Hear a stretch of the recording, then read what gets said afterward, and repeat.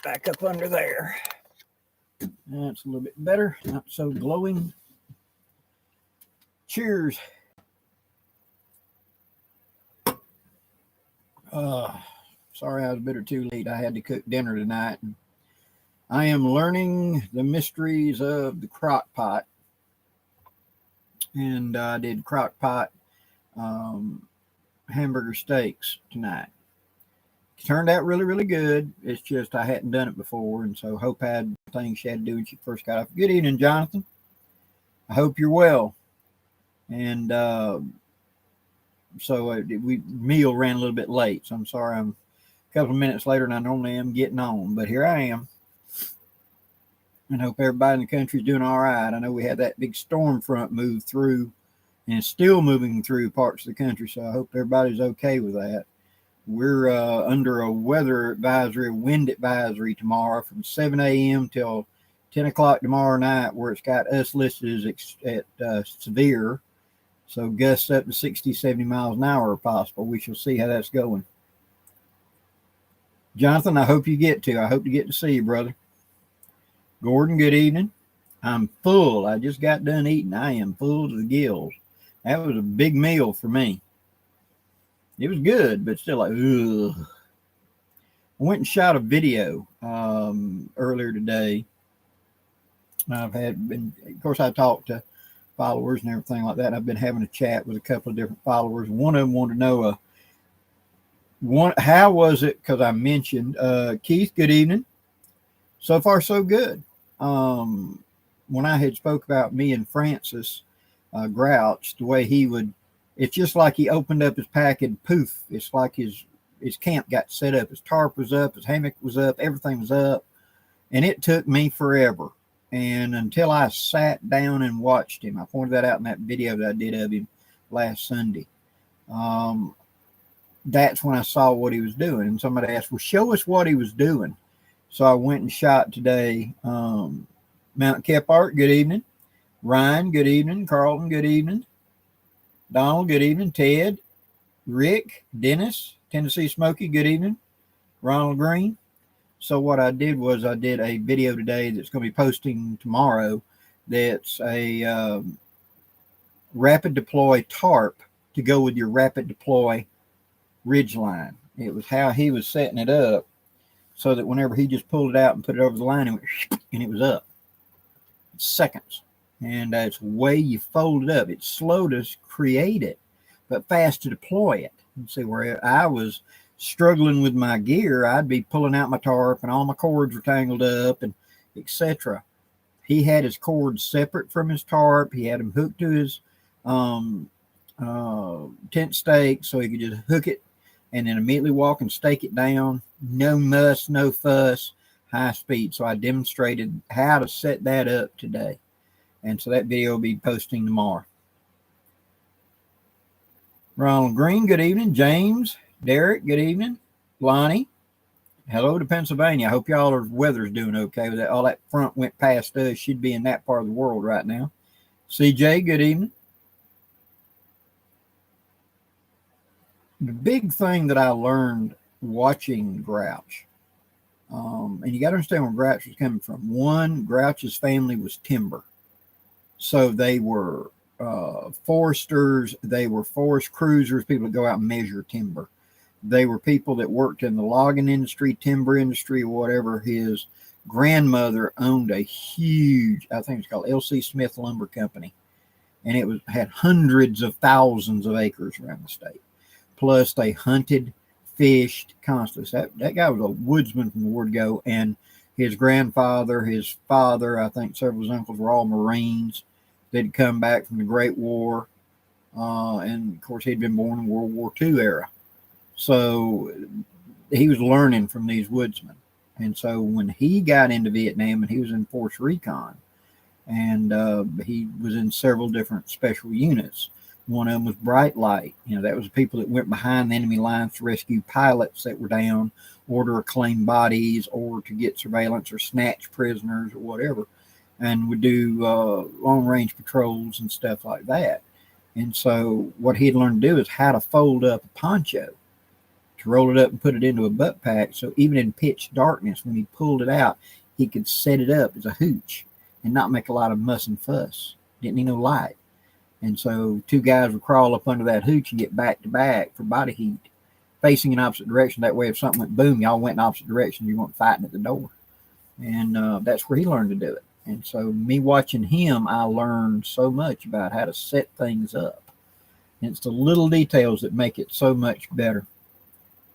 Common Sense Karen, good evening.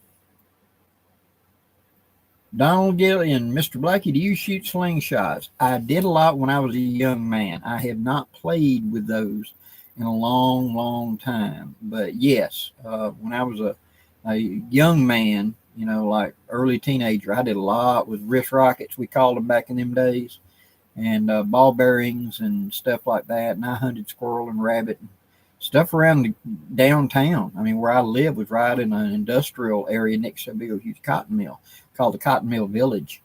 And you know, you'd be amazed how much wildlife you find up under rose bushes and everything else. And us kids, boy, we were like the militia boy. Everyone of us had a Daisy Red Ryder or a slingshot. We were getting squirrels, sparrows, rabbits, whatever, you know. And so I did a lot back in them days.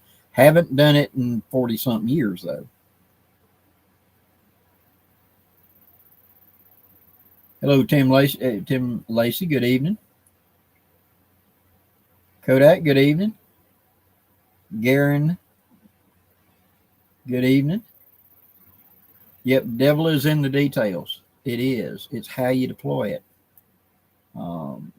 Benton, good evening to Central Georgia. I ran Jeff Conley, good evening. I ran a Hennessy hammock for quite a while and had the snake skins. And that made it very fast to deploy. I mean, you just pulled it out, tied it, and boom, pulled out two side stakes and you staked it. That was really handy, but you're going in opposite directions. And I've seen the snake skins go into tarps. That could be a way to quickly deploy. When you need to deploy a tarp quickly is you got weather coming. Or I'm going to be doing something and I need to be able to set up quickly. Like, let's say we got limited time. I ain't got all day to set up a camp. I want to set my camp up and get down there and get fishing or get to whatever. Or I'm going to wait till the last minute to set up because we're at some sort of event or gathering and we, you know, everybody's primitive camping. I'm going to keep my gear all stowed so I don't have to worry about walking off or anything. And then when I'm done for the day, I want to be able to put my whole thing up, boom, boom, boom, and be done. Nice, quick, and easy.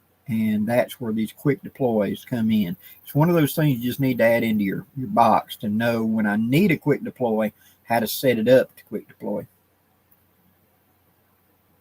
Terry, good evening to Michigan. Don, good evening.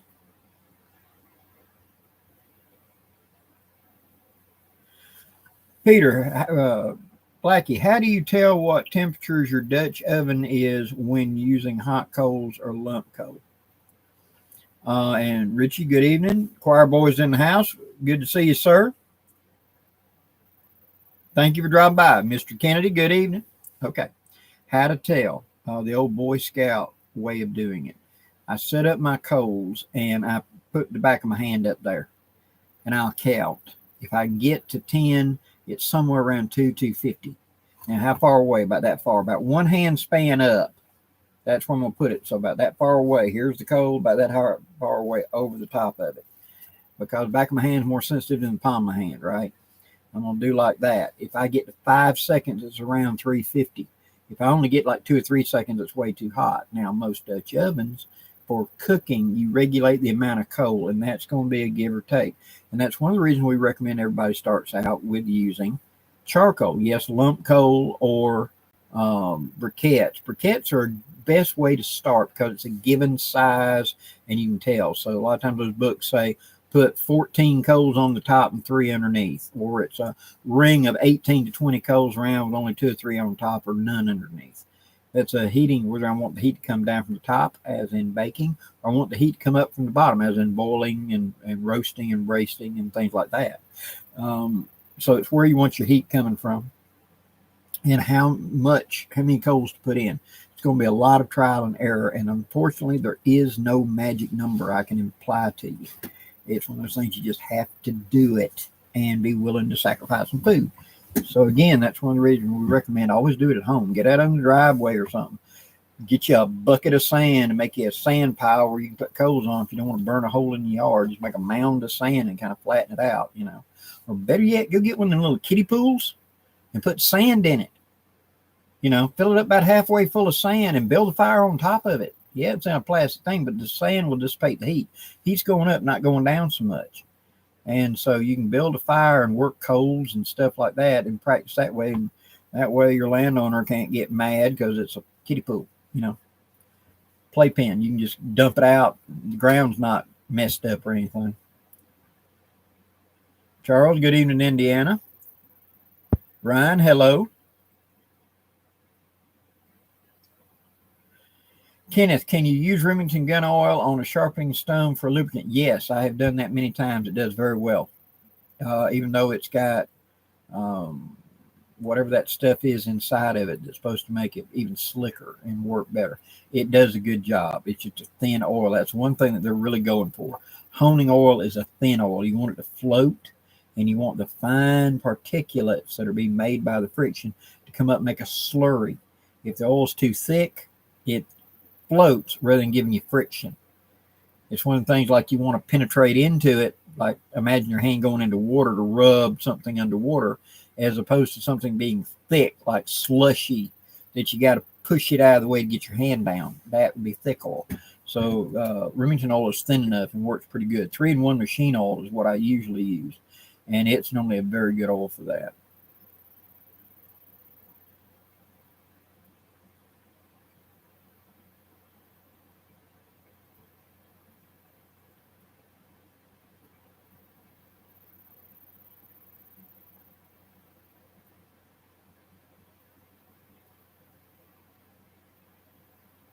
Jerry, glad you like it. Like the haversack. The one and only Nicole Ballistol. That works well too. Ballistol was a grab for a lot of things. Used to, you could go to our local hardware store and they had Ballistol. And not only was it being used for black powder guns, but it was being used as a lubricant in a lot of farm machinery and stuff like that. You could clean with it, clean the gunk off, you know, and the farm machinery and stuff. I remember Ballistol a lot. And then it kind of became the gun to go to stuff, and it kind of got thinned out in the hardware stores. There's more and more people went to using it kind of like for just gun stuff, or they went to marketing it more to gun store. That was about the time WD-40 came on the scene. Ballistol kind of lost a little ground to WD-40 in the farmer's market idea.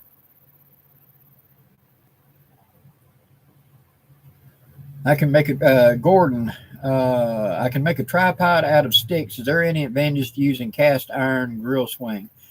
For the long term, yes. Having to be able to swing a pot in on a flat angle and etc., and it being close to fire and not wearing down. Most of your wooden dingle stick tripods and things, what we always call them, dingle sticks. Anything that I'm going to take wood and make a pot hanger, a pot prop, a whatever, a trammel is a dingle stick. Okay, it means manufactured there, dingle. And but they wear out easily.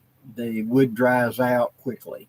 And so if I had it at a camp, I wouldn't trust it more than 1 or 2 campouts for the upright stick I'd replace, because it's drying out and it's going to become more brittle and it could snap off.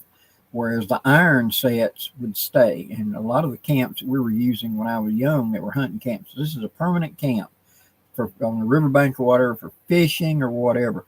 We'd take rebar and stuff, scrap iron, you know. I've seen bedsteads cut up with a cutting torch and then nailed into the ground to become a cooking frame before, because it would be something that nobody's going to steal and there was nothing to worry about. But the expedited of making them out of wood is making it for the temporary use.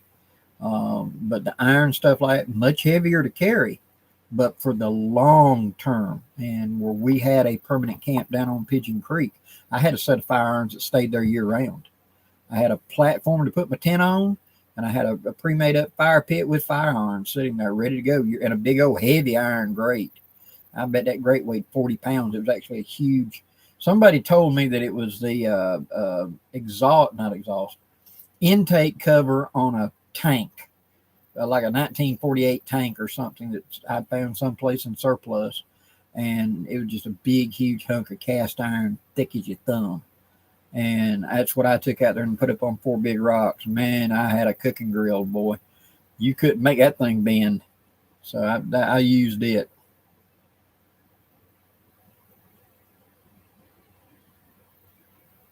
Charles, I use for lubrication for sharpening stones. I use a mixture of 50% kerosene, 50% motor oil to lubricate my stone. That'll work. Works very well. Now, really, really, really fine is to take acetone and automatic transmission fluid. That is a fantastic penetrating oil, guys.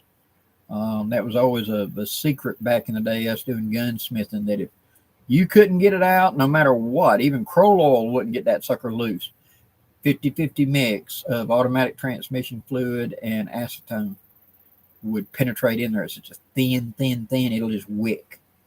And so just a drop or two on the stone makes a very good sharpening oil, but it gets sticky. And so it's something you got to clean off every time. You can't leave it on the stone because whereas the other oils you can. But this you can. It'll be like a sticky residue and dust in there. Everything you come back and sharpen a knife and you get this black stuff. So you'd have to scrub the stone every time you used it. And so we just put a couple of drops. That's where we're doing a finishing razor edge. I mean, a polished edge. That's when we'd come out that type of stuff. Usually 3-in-1 is what we used every day, because you just wipe it off a paper towel and it would not collect problems while you had it in the box or whatever.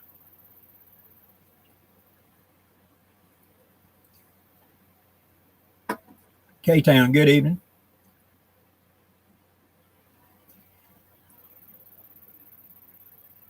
Expert tip to use scrap iron for camping gear, fire gear. Yeah. Does it have a current value? No. Can I recycle it into something of value to me? Yes. And that's the reason a lot of them old people out back of the barn had that scrap pile. I need a piece of metal to nail down right here to do that old bedstead of work, or that broken whatever. I've seen axles. I've seen everything reconstituted into something. Hubcaps.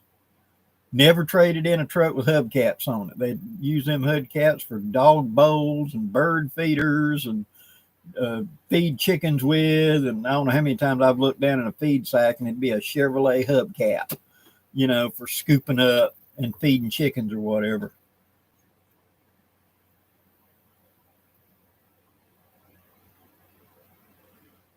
Geico 75. I've used oil on stones, but I like using water the best just because less mess. That is very true. And it is less of a mess, and etc. And if you've got any kind of water stone or whatever that you're going to keep your stones wet, yeah, go with it. Works fine. In fact, being able to add a couple extra drops to make that slurry makes a very fine edge. There's no wrong way. It's just what you feel good with. Go with it. Cody, hello to West Texas.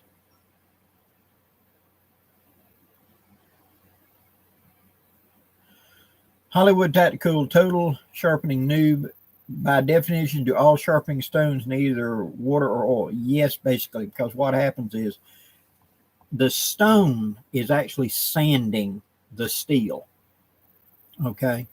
And it depends on the hardness of the steel, and it depends on the hardness of the stone. Thus, you've got all the different grit stones. How fast this action works. But that grit, the two of them together, think of it as sand and steel particles coming off of the blade, and it's like sand coming off the stone. These two rub together and become a slurry. Now they can plug the pores of the stone and act like there's no friction. So your sharpening ability drops radically. Add a little bit of water, and this becomes, like, for lack of a better term, a very, very fine mud. And now as you roll a car, those particles will roll. Think of it like rocks, sand rolling up under your foot as you do like that on a smooth floor. And those rocks rolling help polish the edge, so it makes it more refined. But a dry stone, yeah, it sharpens to a point X, and that normally is not very long before it becomes black. And that's the carbon and particles coming off the steel have plugged the holes in the stone, and it doesn't work anymore. It just slides. See, and so that's either to wash the stone or to do it. Now you can just simply take the dry stone, take the knife, do the sharpening, and when you get done sharpening, wash the stone. Just take it to the sink, put a little hot water in it, put a drop of cleaner on it, clean it off, rinse good, and let it dry. You'll be able to use it forever. And I know a lot that had those in the kitchens. They didn't bother putting oil on it. They just to keep it from becoming clogged. And then if the stone does clogged, which turns it black or discolored in some way, you can just add a little bit of warm tap water. Don't boil it. My aunt busted a beautiful block that probably been in the family 50 years. And it was just, about the size of a Coke can. It was a big old slab that God knows where it come from. And everybody talked about whose kitchen it had been in the past. And she decided to clean the stone and drop it in a pot of boiling water. And it cracked the stone. So don't do that. Just add hot as you can handle with your hand, tap water, and just clean it like you'd clean anything else. Or just add a little bit of water.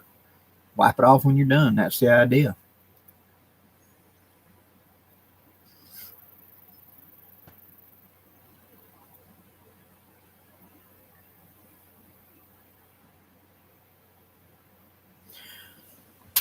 Corn pops. Okay, hi Blackie. Whereabouts in Alabama would you recommend looking to buy land? I'm looking for between 40 to 80 acres, preferably something near the coast as I'm working with the marine industry. Look in the center of the state along the Florida border, just north of that. You're looking at a place called Red Level. You're looking at Andalusia, Evergreen, those places. There's a lot of territory in there that's not very developed, where you can still find a little farmhouse and stuff sitting on some land. Premium farmland is going to just cost you out the nose. Let's just face it. You're not going to find that many acres.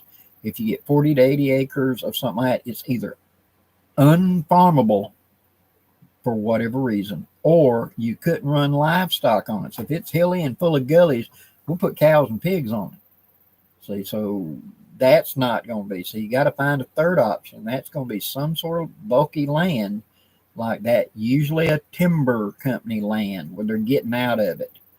I would contact all along in there the county tax assessor's office and find out who ain't paid their taxes. And you can quite often kind of pirate and get some land that way by paying taxes on it. A family member lost 80 acres of land with a 10-acre lake on it because a neighbor moved in next door and made buddies with him, and he was out of town a lot. The family member was working offshore, and the new move-in said, "Look, I'll help take care of your land for you while you're gone.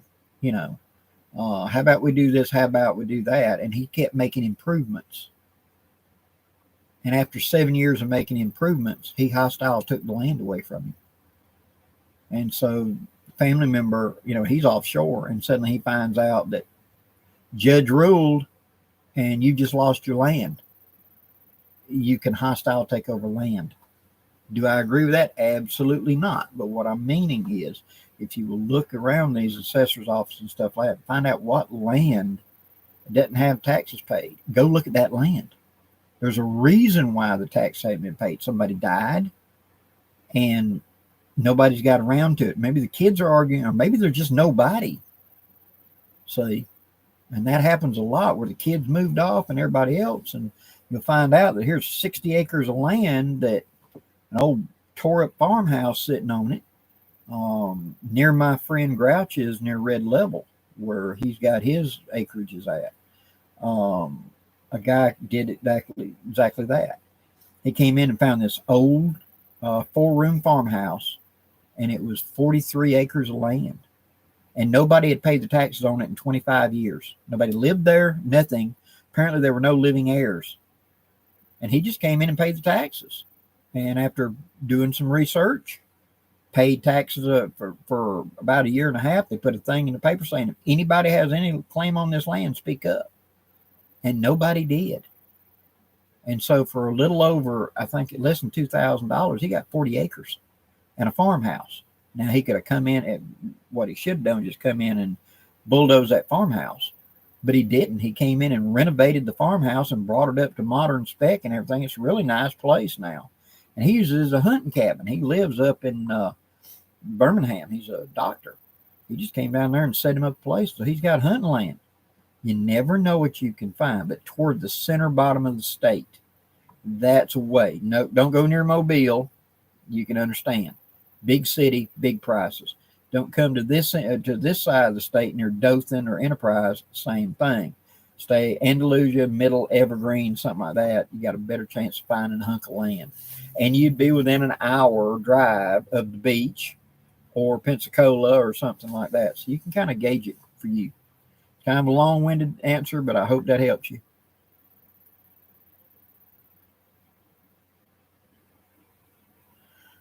K-Town, Blackie, have you ever heard of using vinegar, or I've other heard molasses to clean cast iron and rust? Yes, vinegar will do it. It's a mild acid. You can also use Coca-Cola. It'll do good. I got a circular axe stone and I love it. I take the bastard for it really. Oh yeah, circular. The pucks work great. Carlton, yes, clean them up with Dawn and some hot water. Perfect way to do it.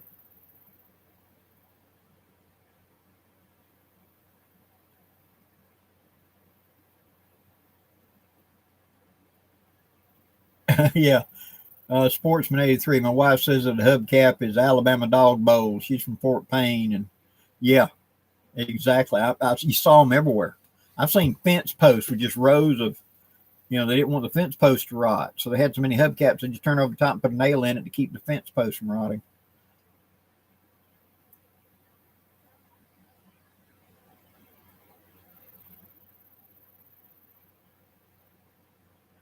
Garen, that's why they used to keep sharpening wheels in water bath. Yeah, keep them clean off so they kept cutting.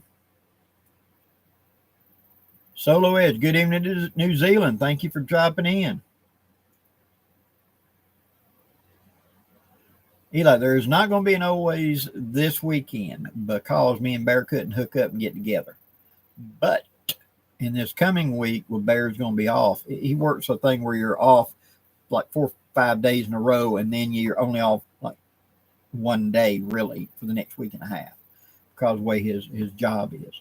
And so we get together every other week or so, and we didn't get a chance to. But this week, coming week, like Thursday or Friday, we're going to get together and we're going to do several, including some more to go on his channel. And I appreciate everybody going over his channel and liking his video. I really do. He's trying to get started, and I greatly appreciate it.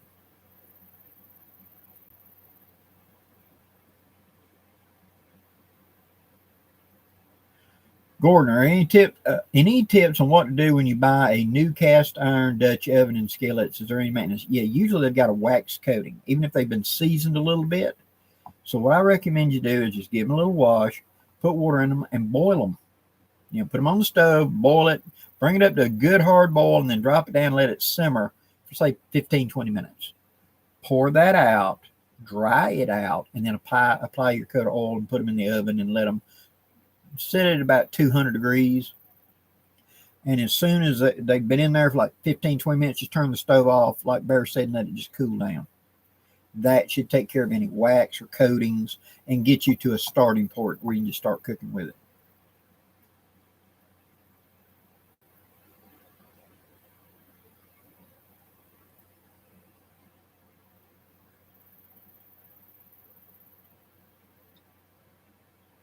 Samuel, thank you very much. Hang in there, Justin. Yeah, we're predicting the 70-mile-an-hour winds tomorrow. There's going to have wind squall and rain squall starting about 7 a.m. coming through here. That'd be fun. I'm looking forward to it. Sit on the front porch and drink my coffee and watch all the trees go sideways. Dogs howling, women crying, kids playing. Yeah, having a great day.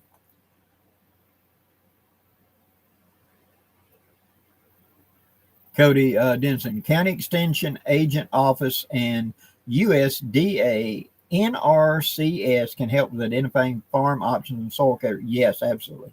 Send in samples, they'll free of charge tell you what you need, especially what you're trying to grow there. Corn pots, I believe you. Come on up to Bama. It's much more open, especially once you get above the state line and get up there in the middle somewhere. Hurricanes are much more subdued up here because they lose like 1 or 2 levels just getting up to us. So a 4 landing is going to be a heavy 3 by the time it gets here. Maybe a heavy 3. A lot of times it's a plain 3. And so it really dampens down. It's a lot easier to get storm insurance. You can just about not get flood and storm insurance south of I-10 in Florida because they know a hurricane's going to hurt you. But up in Alabama, you can. And so that's a big advantage up here for investment. Andrew, good evening.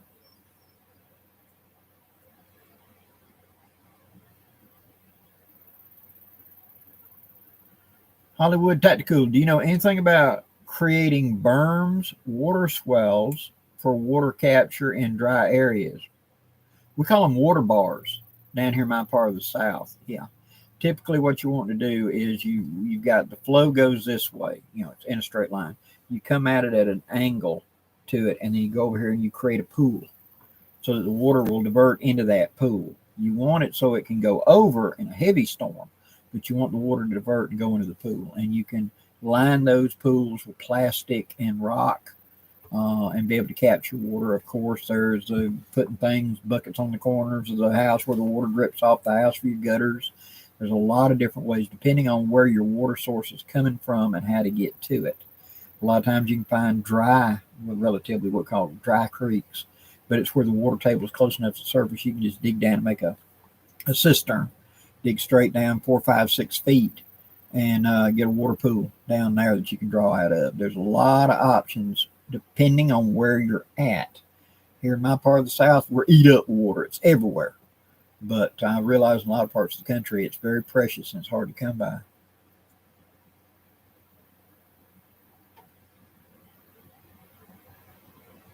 Garen, hubcaps are also alternative house siding. Very true. Good evening, Caesar.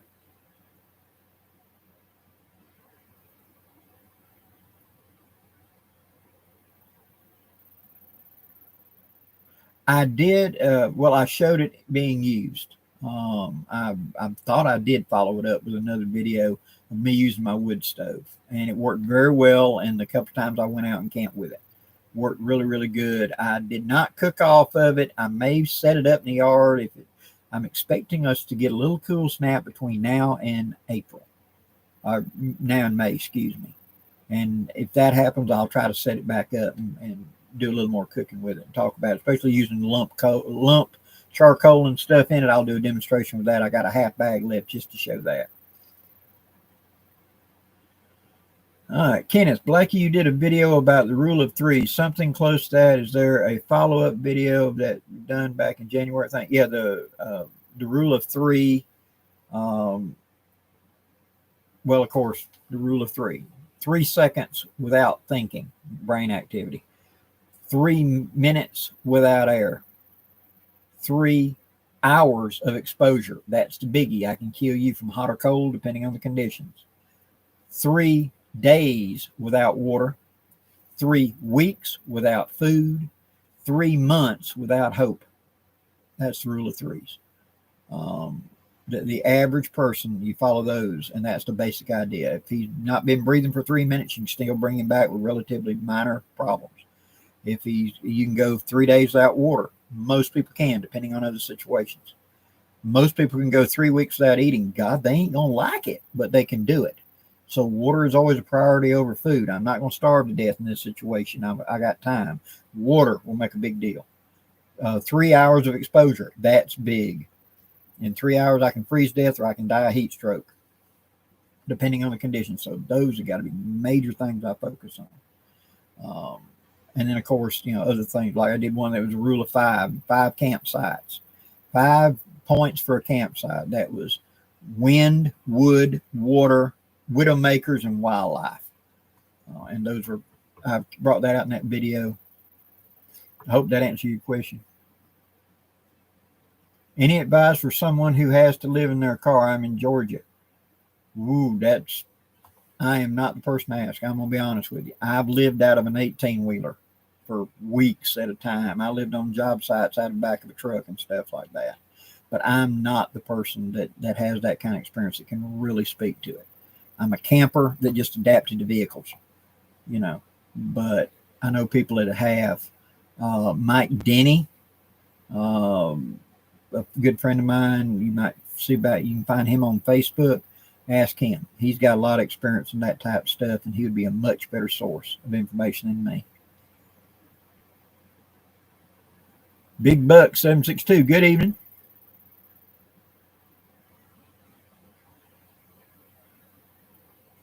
Justin Coon. Going to be a fun March if we got boomers this early. Hey, you know, mild winter, rough spring. The way it goes together.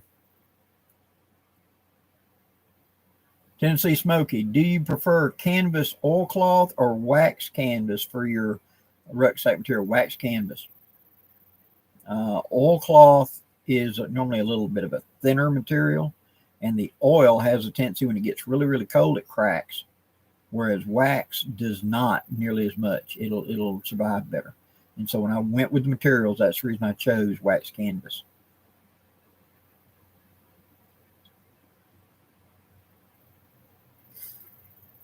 Kodak, we've used aluminum pie plates to camp fence posts. We would take a soda can, take an old hawkbill knife, cut the top and the bottom off, split it, and open it up as a flat sheet. Put the flat sheet shiny side up over a fence post and bend it down, and then hit it with a stapler. We've done that because we had beer cans everywhere and we had Coke cans everywhere.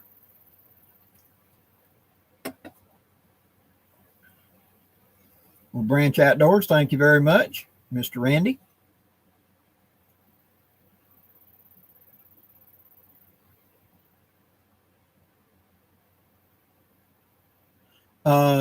Jonathan, my vacation, my gathering will start officially on the 23rd of this month. So it's the 23rd, 24th, 25th, and 26th.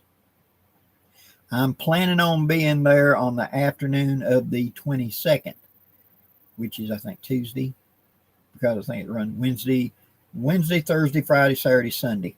So I'm thinking that's where it's running. So I'm planning on being there, coming out with firewood on that day. That's when I'm planning on be there.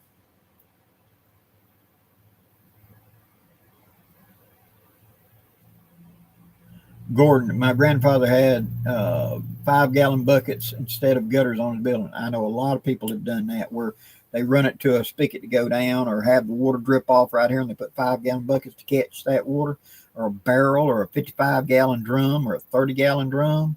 A lot of that water was garden water or other things where you didn't want to use the expensive city water for it. And the city water, of course, has fluoride and everything in it. And there were certain plants that were kind of sensitive, and you didn't want to use that on them because it might harm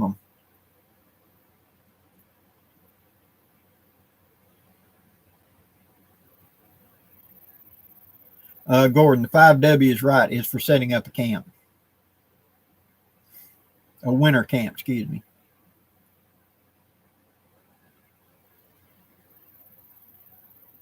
Bob, good evening. No problem. You're not late. Hello, Jim. Glad to hear you're in Alabama. You gonna come to my gathering? I got quite a few Alabama boys coming to that. Caesar, well, thank you very much. I try to. I'm just a Southern redneck. My job is to share the knowledge and information. I was talking to a young man earlier today, and he talked to me about that, and he said that, you know, I'm kind of outgoing that way. And yeah, that's what I'm here for. My job is to take what's stuck in here of a lifetime of trying to get it and pass it on to you in hopes that it'll be useful somehow to you.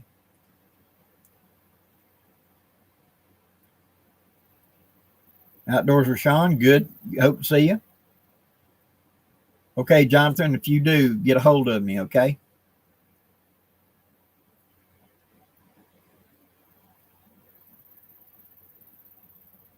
Okay, what I've done for a shower is I take a garden sprayer and then just heat water up on a stove. Fill it up like halfway full, and I take like a quart pot and fill it full of boiling hot water and pour it in there, and then shake it up and test it and see how warm it is. When it's warm as I want to, put the thing on, screw it down, pump it up, and I can spray and take a shower with it. Have a hot shower anytime, not a whole lot of muss and fuss. Good evening, Miss Diane. Glad you're here. Hello, Chuck. Good evening. Eli, I thank you very much. I love the YouTube video with your buddy Grouch, two woodsmen with vast knowledge. Thank you for showing us. I would love to spend a week with Francis and doing nothing but shooting videos. I really would. Every time I get around that man, I learn something. Every time. He never fails to surprise me with some new bit of knowledge. It's just always, I am a mere shadow to Francis McGowan. Really, I am.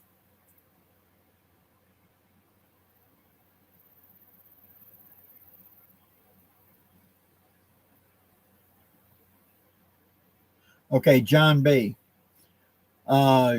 I asked you about a single shot shotgun a few weeks ago, and I found a good 48-year-old H&R Topper 58. After that, sometimes the ejector won't pop the shell out. Any thoughts? Okay. Is it an ejector or an extractor? An extractor is open and it just pushes it up. Ejector is you hear it go plunk, and it'll actually throw it. Excuse me.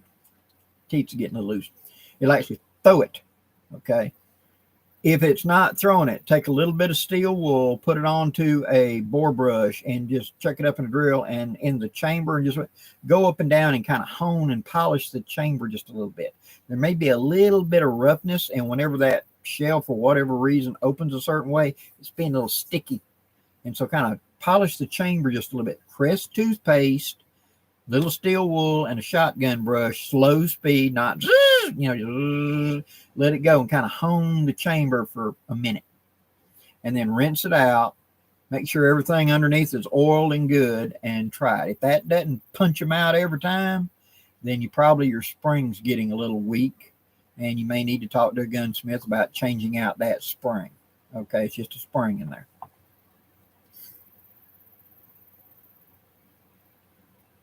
Andrew, is it possible to over-oil or lube a cap and ball? If you're talking about in the action, yes, you can put so much lube in there that the fouling from firing cakes up and becomes greasy and yucky, and it attracts things.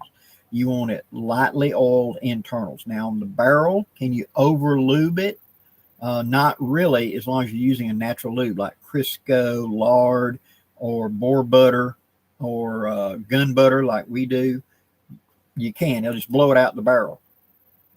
And you see people all the time smearing on the chambers, which when I started seeing that in the 70s, seemed to make sense. But then I got to thinking about most time you watched them and they'd shoot a long string of 8 or 9 cylinders, and there's like a dirty ring on the gun of that grease just blowing out. It's all over the hands. Not so much as going down the barrel as much as being blown out by the forcing cone, and the gas escaping. So I thought, why not just lube the barrel? And so I'm loading, right? So why not just take a bore brush and just run it up and down the barrel? And so the bore is already lubed, and I ain't got to worry about smearing it on all them chambers. And to me, that really works better, but you can't, within reason. Don't pack the barrel full of grease. I'm sure somebody will pack that sucker solid and then want to see if it'll work. No, that could be an obstruction. But if you look down the barrel and it's open, you're good to go. You can't overload it. The next shot will just blow out any excess. Thank you, Jonathan. I'll be looking forward to it.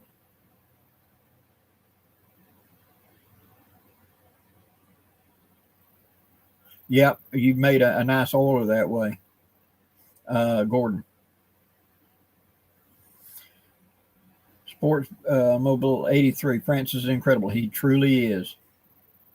Hollywood Tactical. Do you follow Really Big Monkey? I do, but I don't get to see his videos as much as I used to. After YouTube's changed the way they're doing, I don't even see Canterbury's or anybody's hardly. They don't pop up in my feed like mine aren't popping up in a lot of people's feeds because the way they officially do it now is I've got 78,000 followers. Okay. They take my brand new video and they hand it off to 1,000 of, which would be 10%, 7,800 of my followers. Here you go. Based on their response to it is where they up it up to 50%. And based on their response of it, where they up it up to the rest of my people. And based on their response is how well then they go on up, to becoming quote, quote, viral. And so the average video I'm going to post, only about 7,000 people going to see. Well, really big monkey, all of us are in the same boat. I mean, it's not the same 7,000 every time. It randomly selects from all of them. We've got 1 million followers or something. I might not see one of their videos for weeks until it finally pops up in my feed. But I have watched and followed. He's a great guy, very knowledgeable. Hey, everybody. I love he's got his intro down, boy. He has got his intro down there. He's got it.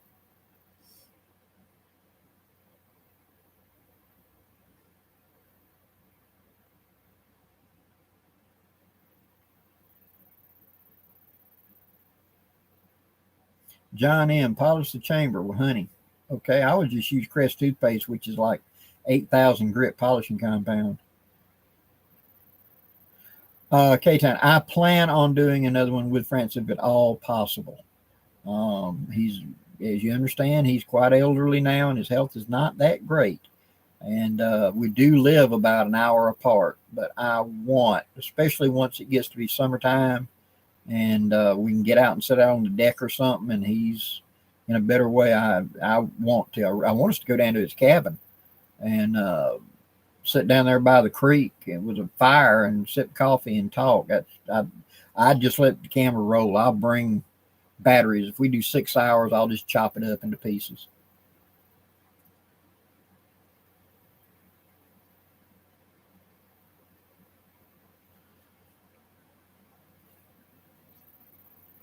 You want to prove residency in Georgia? Buy a fishing license. Proof of residency, a fishing license, at least in Alabama. I don't know about Georgia, but in Alabama, a hunting or fishing license proves residency. So if I go down there and I say I want to buy a fishing license, they're going to have to see my driver's license, whatever state it is or whatever. I say I live here now, and they'll say, what's your current address? And you give them an address. It can be the address of a post office, if that's where your mail comes to. And they put it down. Then you walk in and go, proof of address. Legal in Alabama that way. Hollywood Tactical. I thought smearing the chambers to prevent chain fire. That's what we thought back in the day, but we now realize that most chain fires actually come from the back, where the flash around the back goes around a nipple or around a loose or lost cap and goes in the back. It can, if in the past it was more this way, the chambers were not necessarily perfectly round. And as I talked about in one of my videos, etc., I have taken a gun that liked chain fire, and especially this certain one. And I took and just rammed the ball in it as per normal with the nipple out of it. And then put a strong light in front of it and looked through the chamber. And I could see light around the ball. Where the chamber was not perfectly round, it was actually off-center just a little bit. And that gap is where that flash was rolling in and detonating it. So, but today, since I had been of cowboy action and stuff, and especially in the last 10 years, that's almost unheard of. Their equipment today is really, really good, and the chambers are very consistent. Back in them days, they were more interested in noise makers for Civil War reenactment.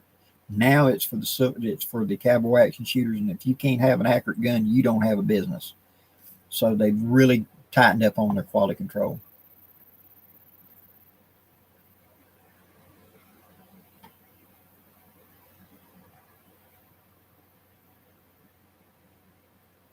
K-Town, what am I filming on? Are you asking what kind of camera or what project am I on right now?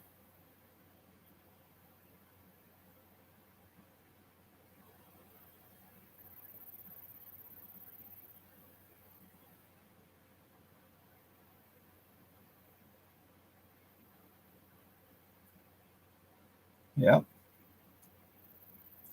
Corn pops, have I ever had a chain fire happen? Yes, several times, but it was mostly older guns. Like I said, they were poor quality. Blackie, do you have to have a hunter safety course like we do in Texas? Yes, but you can take it online. But you don't, for proof of residency, does not have to be a hunting license. It can be a fishing license. And there's a $6 pier license in Alabama that, I'm right here at Fort Rooker. And you had people that physically live here, but they don't have, they may even have an Alabama driver's license, but the address on their license is different from where they're actually at. And so they needed a proof of residency and proof of address. And so I told them, just go buy a fishing license. You just tell them what your address is and they put it in.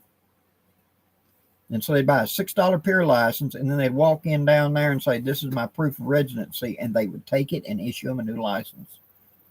So that's a way to do it. Nothing shady, nothing. It's perfectly legal to do that.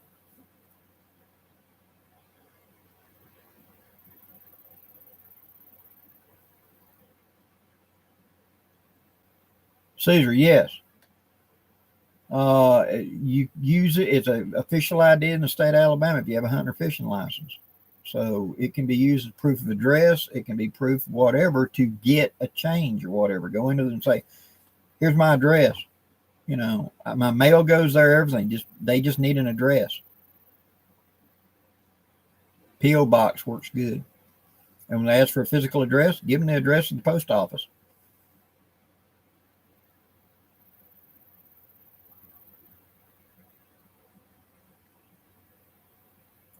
Stephen Ladrine, good evening. Oh, K-Town camera. I'm using this is a JVC Enviro. I have like 3 of these. I picked them up off of eBay for like 60, 70 bucks. Batteries are relatively inexpensive. I think I got 5 for $30 or something like that. They run up to 2 hours each, and it uses a standard SD memory card. Yes, this is slightly older technology, but that was a $400 or $500 camera when it was new. And several times you'll find them on eBay where it's coming out of a camera shop where it's new in the box, was never used. Somebody got it for Christmas and turned it into a camera shop. And 2 of mine were never even used. They were brand new. In fact, when I turned it on the first time, the factory prompt booted up. So that's what I use to film all my videos. They're HD and they work really, really well.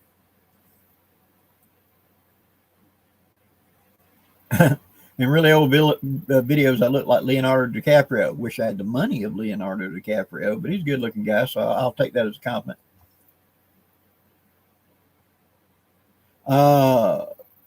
Papil Gaming, Blackie, in your camp, is there room for hammock? Tons of trees for camp. In fact, I'll be hammocking. My wife will be hammocking. Plenty of room for that.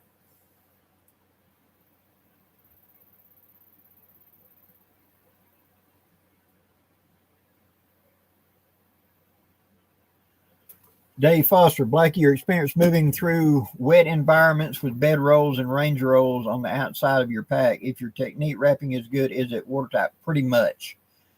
Making sure that last roll is not up but facing down so water can't collect into it and wick in. But if the spiral is kind of like the toilet paper roll, if it's hanging in the front like a beard instead of a mullet, you're okay. It's that way. You want it rolled down so most time water just sheets off of it. I've rarely ever had a soggy bedroll doing it like that, going out there. Anything goes. Good evening.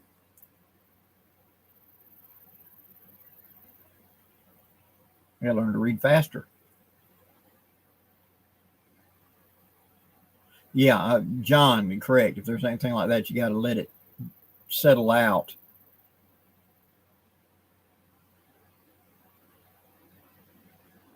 Bushcraft for the preacher. Good evening.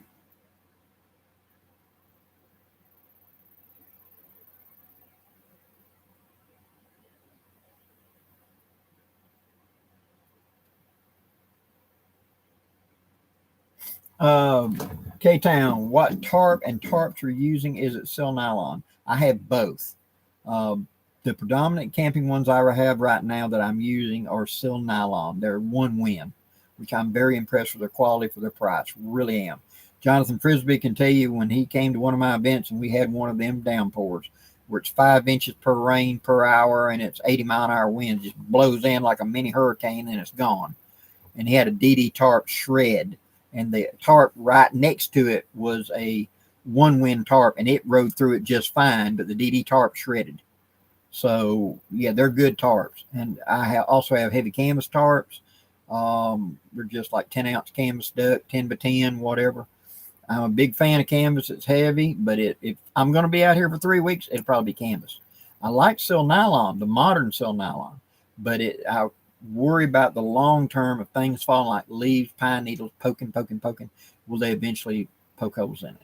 That was very true in the past. The modern ones have proven a lot stronger than that. But if I think longevity, I always think canvas. Chuck, were you military by chance? I enlisted in the U.S. Army, but was not able to serve. Medical discharge. I was born crippled, and I had 4 separate, waivers for me to get in the Army.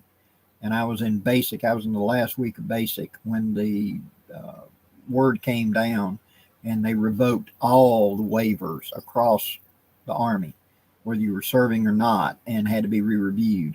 And so I was unable to serve because they wouldn't let me in then, because I had to have 4 waivers to get in. I was born crippled, club-footed, severely club-footed, and because that wouldn't let me do it. And I was trying to go into something where I'd be jumping out of airplanes and stuff, so they said no.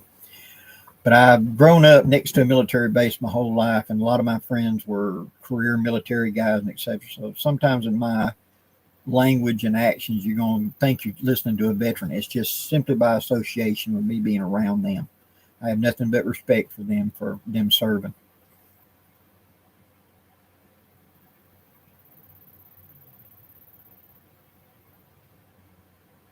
Bushcrafted preacher, good luck at that. Should be a great training experience.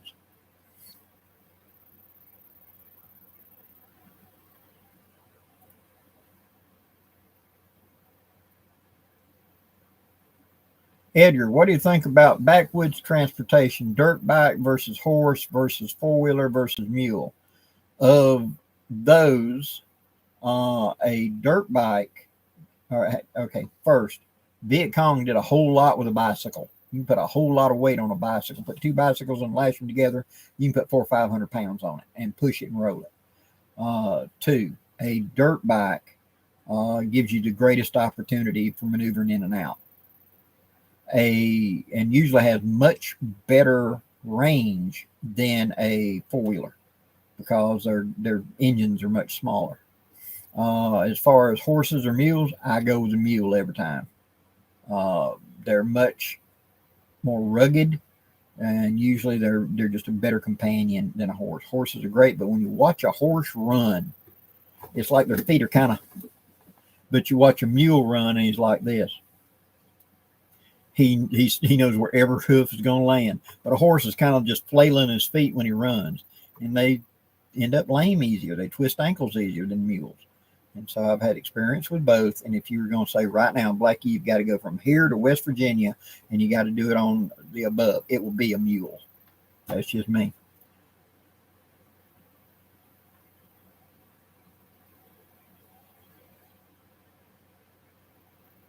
Dave Foster, thanks for your answer. Have you ever had damage to your roll by moving through thick brush, usually protected? Keep it.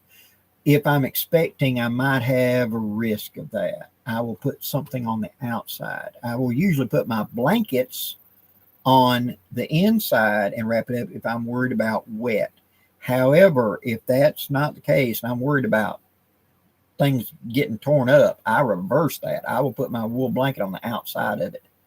Because a wool blanket, even with a hole in it, can be sewed up and is still warm. A tarp with a hole in it doesn't stop water. And so it's just what are my conditions. If I'm going through real gnarly, thorny stuff, I'll reverse it. I'll put my blanket on the outside. I'd rather sacrifice a little hole in a blanket than I would a tarp. Just me.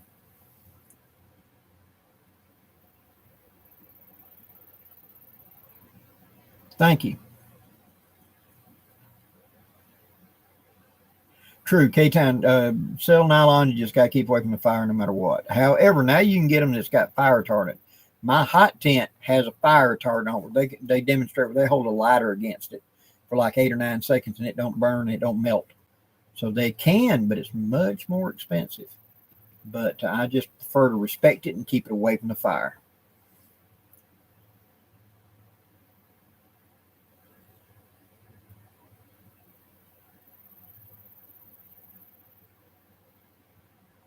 Okay, if you've already, Gordon, you've got a 51 Navy and you want to duplicate the one that had the snake inlay, which was a leftover from where Clint Eastwood had been on Wagon Train or whatever. And there's a scene where he kills some bad guy and gets his gun that had that snake on it. And that's the one he used when he started doing his spaghetti westerns. Little trivia. To do an inlay like that, I would recommend you practice ahead of time. Take a piece of scrap wood, trace it out completely, and then start very carefully removing. Here's the line. Remove this pretty good, and then leave yourself a good margin, like thickness of a dime, and then very gently come in up to just the edge of that and press fit it. Proper inlay requires a lot of skill. It really does. I'm not saying you can't do it. It can be done, but it is far better to press it in and get it real close where you can just take your thumb and lightly put it in and give yourself a bailout, because this is practice. A bailout is come halfway up on either side and drill a pretty good size hole on either side, so that once I push this inlay in and I'm happy with it, I can take a hook and like lift it back out. Ain't got to damage my inlay, practicing. But it's all a technique, and it can be done with a Dremel tool to take the bulk out, and then take an X-Acto knife, one of those shear edge X-Acto knives like you're slicing, and slice straight down until you get it where you can push it in. When you get it pushed in, take some epoxy. I like Brownell's Agra-Glass. Save the wood that you're shaving out and grind it up and make sawdust out of it and mix it with that epoxy, and you will make a exact color match of the wood grain with this and epoxy. So when I set that inlay in there with the epoxy to hold it, it doesn't look like a nice clean line. They're not a white or clear epoxy. It blends in, looks like it's just wood. That's what we used to do when we were professionally trying to inlay and put something in.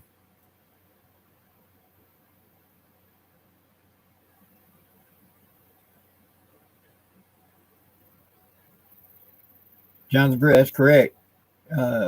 He fit Dan Lutz fitting that. He finally got a 12-footer, but for over a year he camped an 11-footer and he was fine. Edgar, yeah, they did on the Ho Chi Minh Trail. They use bicycles. You can. It's amazing how much gear you can transport on a bicycle, and you ain't got to feed it. Just get good tires, something that's not going to wear out in a hurry.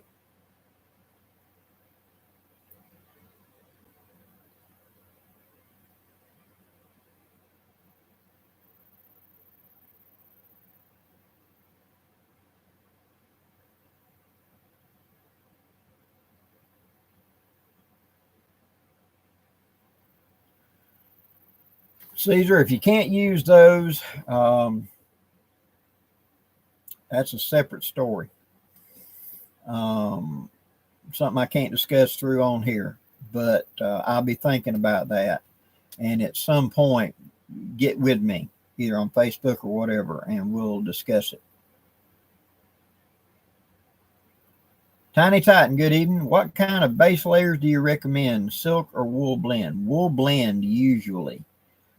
In extreme cold, I'll put a layer of silk on and then the wool on top. But if it's just going to be one, it'd be a wool blend.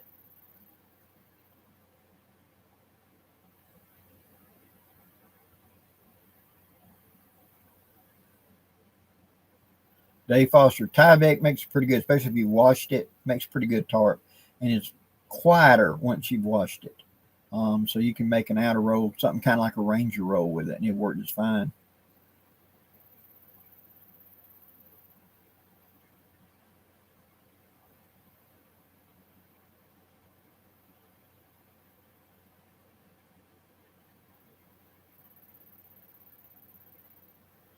Chuck Miller, yeah, anything that keep the layer, you want that moisture off of you. So silk, it passes through it, but it won't let it hold anything against your skin. Cotton, of course, is going to hold the moisture against your skin. It'll make you feel cold no matter what. Many of the ladies, one of the reasons they feel so cold during the winter is they're wearing a cotton bra and cotton underwear. And you can't help it. You pass, a lot of them get right out of the shower. They're not fully dried. They toweled off. They're not fully dry. Then they go put that cotton bra on. They put on cotton underwear. It's automatically damp. And so you've got to, then your body just adds to it. And so you've got a wet rag sitting on the privates, and you're just going to feel cold. You know, it's one of them things. Silk is better in the winter in long handles or in underwear because of that, especially in the real cold times. And I've been up in cold country, even though I don't live in cold country. I worked a lot of years where I went up into Michigan, New England, and stuff like that. And, you know, I've been in cold conditions.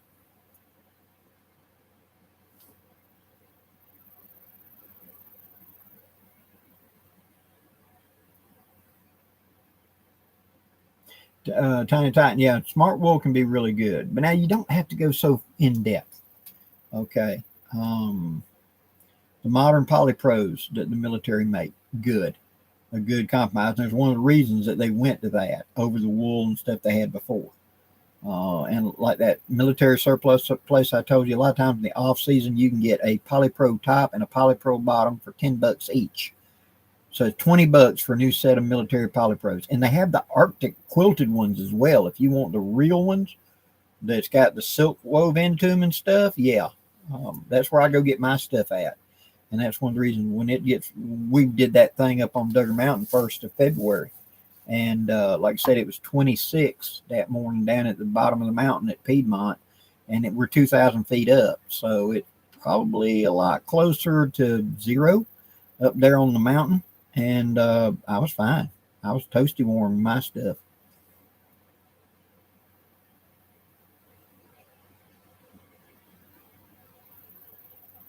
Yeah, when here's the secret, guys. When you're looking for winter camping clothes, start about April, May, and June, because that's when all the winter inventory that they didn't sell starts hitting the surplus and the discount market. The discontinued, we're not going to be carrying this anymore, or we didn't, whatever. That's when they slash the price and they get rid of it, because summer's coming in. They got to have the room. So that's the time to start buying the winter stuff.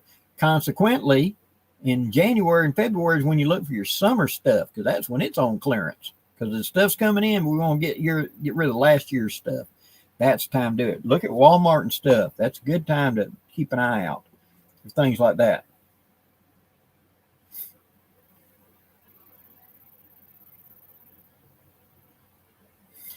Lonnie, do you have any recommendations for good reasonably priced night binoculars?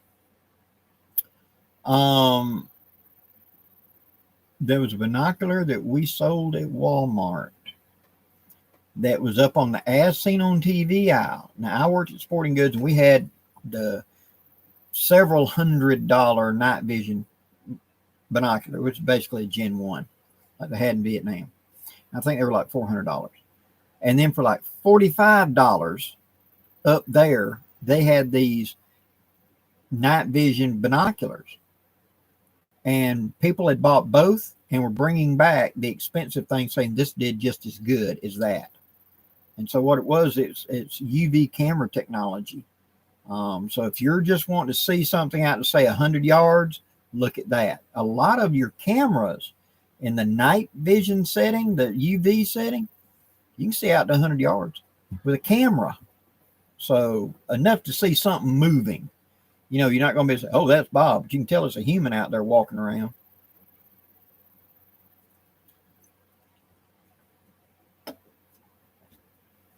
CJ, are there any skills demos planned for your event?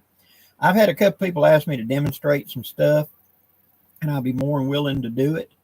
And there's plenty of people there. So if there's some sort of skill or whatever you want to work on, come see me.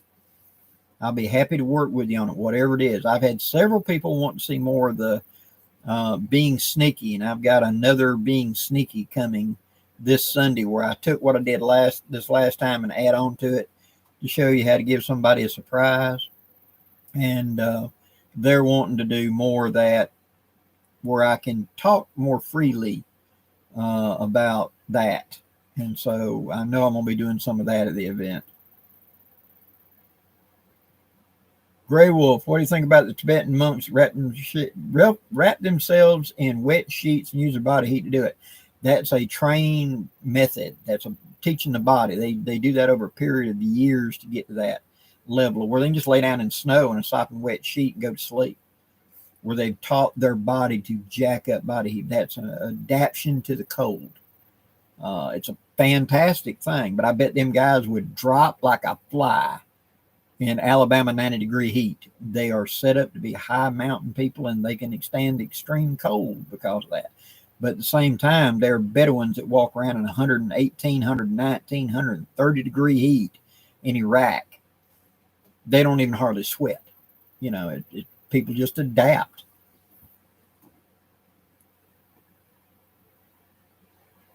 Andrew, Mr. Blackie, can you still find or purchase those old wool blankets from World War II Vietnam era? Yeah. You can find them from time to time in the surplus.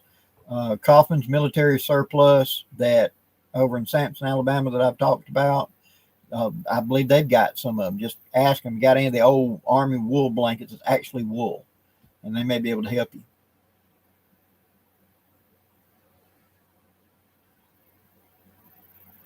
Ooh, y'all doing a lot of good talking tonight. I'll get me some popcorn, sit here and just read comments.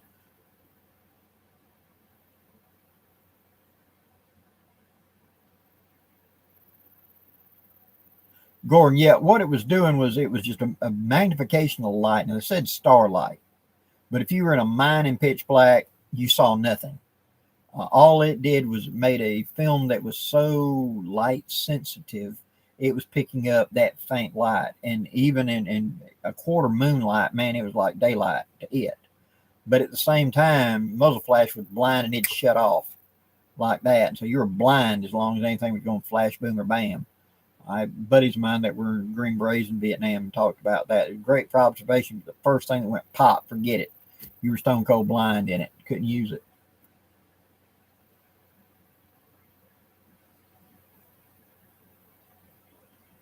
Justin, yeah, I'll teach you how to sharpen. When you get down here, I'll show you what I know. And you're going to be doing a lot of hand time. So bring some knives. Remind me before the event to bring my sharpening gear out there. So I'll have it with me. And we'll get on one of the tables and I will show you. And then you're going to be doing a lot of sharpening. And as you learn, I will instruct. But you're going to be doing the hard work of teaching them muscles and what to do and how to listen for the sound of the steel on the stone and stuff like that.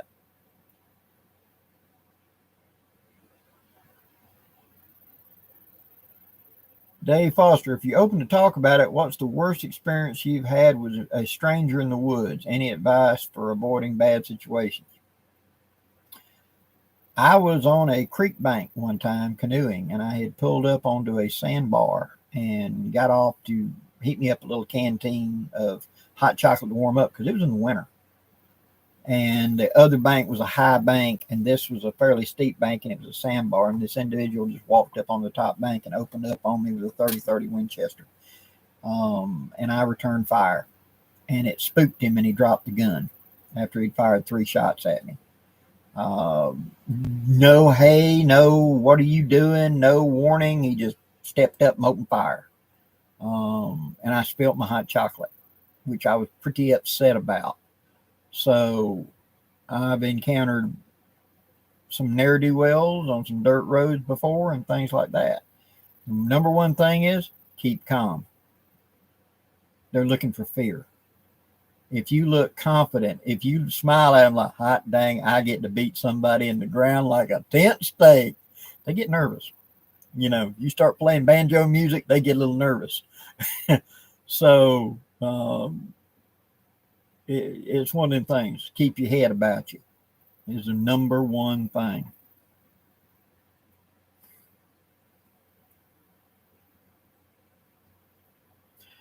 James Singer, I have every intention to. I keep saying I'm going to do it, and I keep getting bogged down in so many things.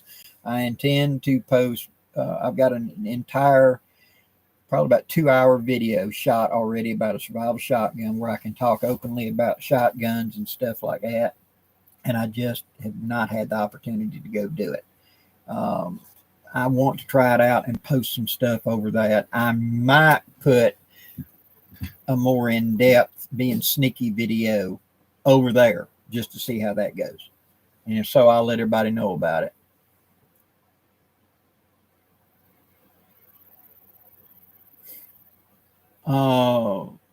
Nicole, weren't there really functional blankets in the Civil War that rubberized? The Yankee blankets, they were called the gum blanket. It was a piece of canvas on one side that had like a rubber coating on it, and we think of it like a poncho or something. They used them for ground cloths and everything else. Yes, they did have them back then. For a time, Canterbury sold them. Were from the Civil War reenactment groups, but they can function. They're kind of hot to lay on, but they do function.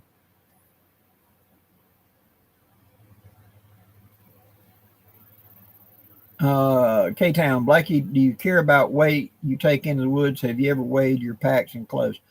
My usual weekend, when I was using the German rucksack, was 14 pounds, 14, 15 pounds was the rucksack. Clothes I don't count. Whatever strapped to me I don't count. But the rucksack, food, and of course I had a canteen on my hips. I didn't count that.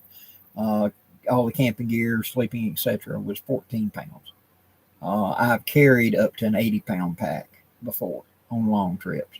So it just depends on what we're doing and whether it warrants that kind of suffering or not. Don't mess with hot chocolate.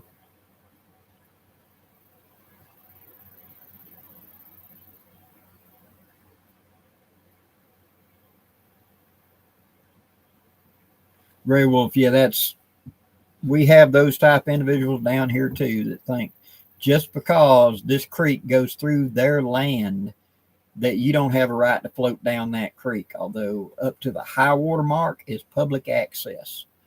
That don't mean I can come in here and build a house, but it means if I can put a boat in and float through, that's legal.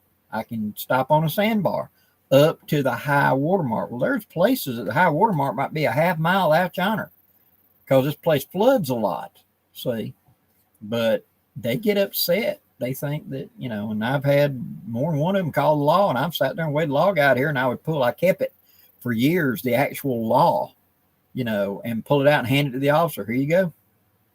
There's a high water mark, and I'm well below it. And I'd have been gone an hour ago, but I'm waiting to educate you, sir. And now you need to instruct the landowner in the proper use. And you can keep that copy. I got more. And I turn around and go get my canoe and go paddling. I hate it when you're right. Just,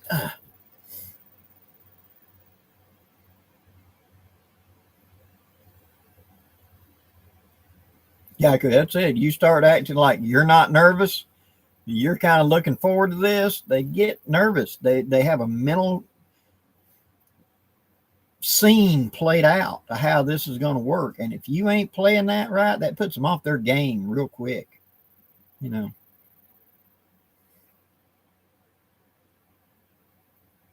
H, glad to help. Nicole, yep, gum blanket. If you look for, they're called Civil War sutlers, not settlers, sutlers. That means someone who trades for the Civil War bunch, a reenactment type thing. And you can still find those Civil War gum blankets. They're still being commercially made, although you can just take a piece of canvas and take you some Flex Seal and paint it and have basically the same thing.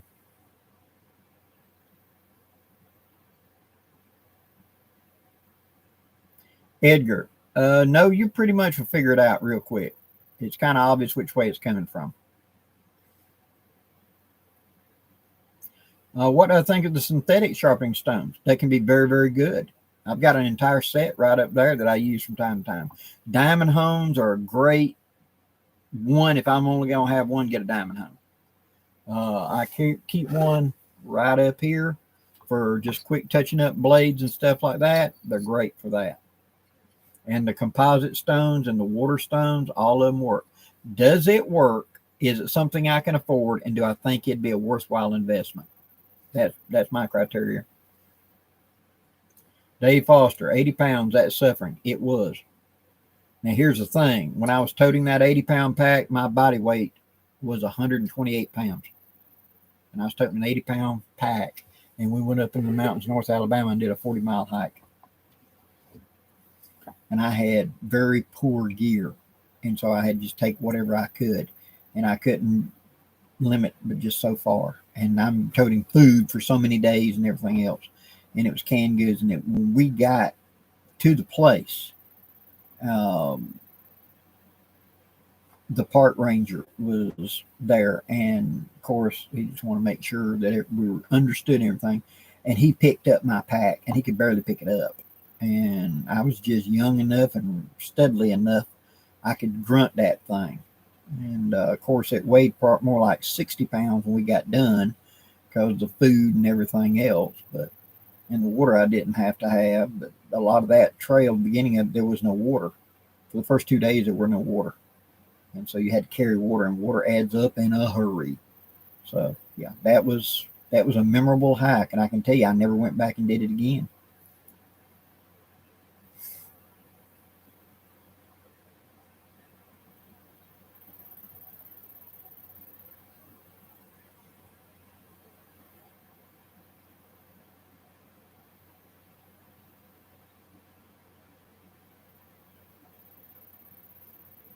Eldon, glad it helped.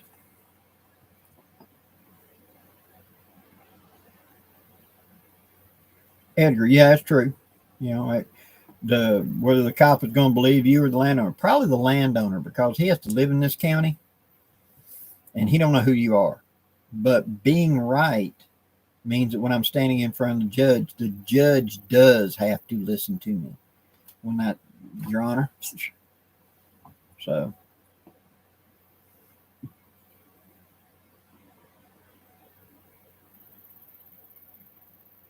Andrew, Mr. Blackie, what do you prefer, modern or black powder firearms for self-defense while camping? Well, if it's strictly a self-defense scenario, modern would be better.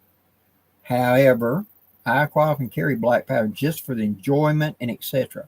Do I feel confident I could defend myself with it within reason? Absolutely yes. And I have demonstrated that more than once where when I was younger and my eyes were better, guys, we would set up two coffee cans, side by side on a rail out at like 15 yards. You take your 40 cal whiz bang Glock or whatever, and I'll take my old cap and ball revolver. And the first one to knock it off the rail wins. And somebody would call go, and they'd snatch up, bang, bang, bang, bang, bang, bang, bang, and bullets are going everywhere. And I go, pow, they went to can. You know, I'd always knock it down before they did because I could shoot. They could sling bullets, but I could shoot. And whenever you put a little bit of pressure on them, so I felt confident from my years and years of experience with it that I could defend myself with if I had to. That's what it was designed for. And I don't care what anybody tells you. I've used it on big game. I've used it on whatever, and I'm here to tell you it's very effective at close range. You know, it ain't like the movies where, oh, he hit me. Oh, I'm going to survive. Yeah, real life, he'll have to get up. You didn't see John Wayne do a whop into the dirt. And that's what happened when you got hit with a 45. With a conical ball, it was the same power as a 45 Colt. And nobody sneezes at that. If you want to say, well, it's at least on the bottom end 45 ACP. And that's been considered a man stopper with hardball for over a century in the military. So, yeah, it does a job.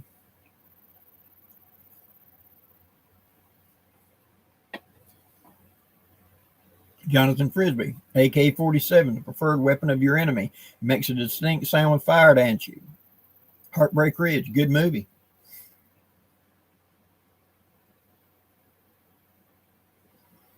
Jake Trent, good evening. Hope the school's going good. We got somebody in here that's coming up there to be in school.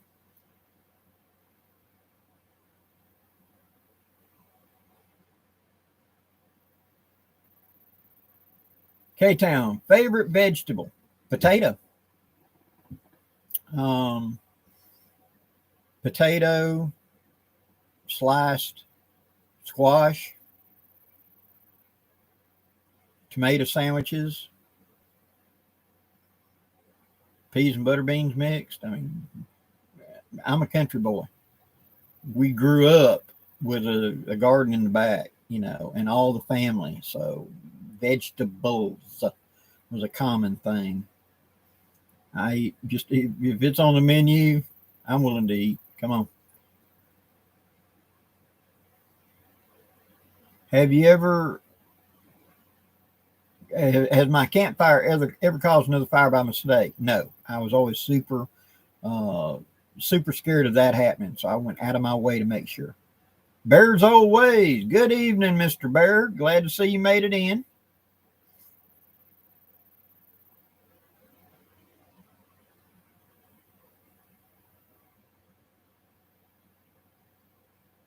Hacksaw Ridge. No, yeah, Hacksaw Ridge. Heartbreak Ridge was the Clint Eastwood movie, and the Hacksaw, I think, was the young man that was the medic that saved all the guys in World War II that thought he was a coward, and he turns out to be he just didn't want to tote a gun. But he was better without a gun. He was more of a hero that way. Yeah, Jake. I'm seeing how them storms gonna be running through over y'all up there. Good training sucks, but it's good training. Good evening, Bear. Hope all is well with you.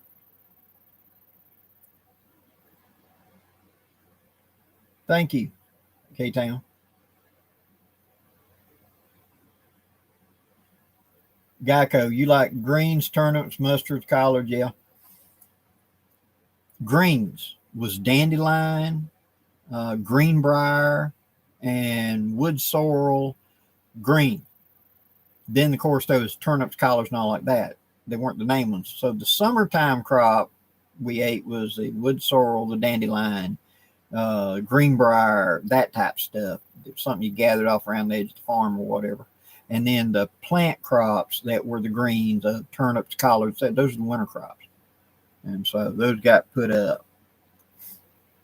I didn't get to learn that much about them because my grandmother and them had to eat them so extensively during the Great Depression. They really were sick of it. They didn't want to do it.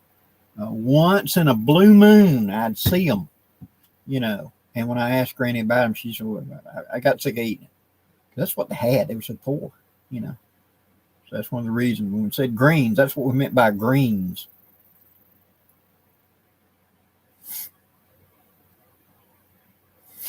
Excuse me.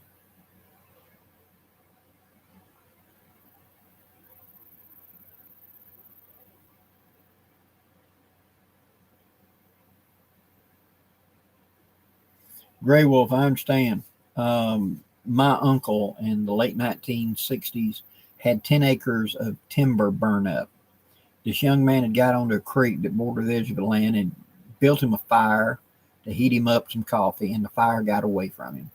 He was like 17 years old. He didn't mean to do it, but it was just proper dry conditions, right wind, and that little fire got loose, and it got into that timber and burned up the timber. And so when it all came out and everything, and my uncle went to the judge and said, look, I don't want to destroy this young man's life, but I have been injured. So I have a solution if you will talk with me. So the judge listened to him, and then they ruled that the young man would be sentenced to community service, and he had to work with my uncle, the man whose land he'd burned up, 10 acres. And so he showed up that morning, and my uncle gave him a 5-gallon bucket of pine tree seedlings and a shovel, and he had to hand replant 10 acres of trees. Took him nearly a year and a half to do it. All 10 acres, properly spaced, all of it. And when he put the last one in the ground, that's when my uncle said, now you're sorry. He said, you damn right, sir. I am sorry I burned your land. And that young man grew up to become a fireman and became a fire arson inspector, And because of that, he said, yeah, I understand now. Totally innocent. It got away from me. because I wasn't respecting it. He said, I'll tell you when you're sorry. You ain't sorry yet. I'll show you what sorry looks like. He was right.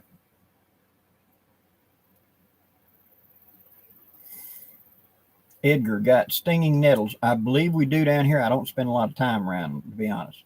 Poke salad, poke weed. You got to be careful with poke salad when you harvest it. Like dock, curly dock. We got plenty of that down here. There's a lot of stuff down here to eat. I stay away from talking about wild edibles on the channel because I don't know what you're looking at. It's sure as sheep. And as I say, this is okay. Somebody's going to eat something poisonous. You know, it's just those are things we need hands on. We need to be sitting there looking at it. You know, hold it, smell it, turn it upside down, point out the little details, things like that, where I feel safe doing it for me, but not so much for anybody else because I don't know what their background is. K-Town, favorite chocolate bar, plain old Hershey's chocolate. I'm plain, sorry. Jim Franklin, Blackie, when and where is your gathering? Had to answer a call. I might have already answered the question. It will be at Geneva State Forest, which is the biggest state forest in Alabama. It's in Lower Alabama, central Lower Alabama, near Sampson and Opp, Alabama. Just look on a map, you'll find it. They have a website. You can Google it and it'll bring you up to it. We'll be at the lake, and we'll be there this month, the 23rd, 24th, 25th, and 26th. That's Sunday, Saturday, Friday, Thursday. It officially starts on Thursday, but I'll probably be getting there Wednesday afternoon or Tuesday afternoon. We shall see, bringing in firewood. That's the plan. But I got to limit it down because we only got the 2 porta potties, and the state ain't going to spring to get more. And getting 100 people on 2 porta potties for a week kind of runs up a problem. So that's why.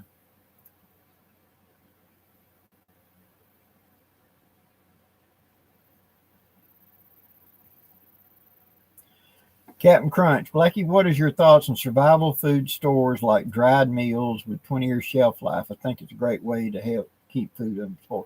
Very true. Having some sort of that is a great idea. But let me caution you something. You go look at a lot of those sets that they're talking about, and you really look at it, and it's instant oatmeal, rice, as some sort of instant noodle dish or whatever. It's the same stuff you can pick up at Walmart.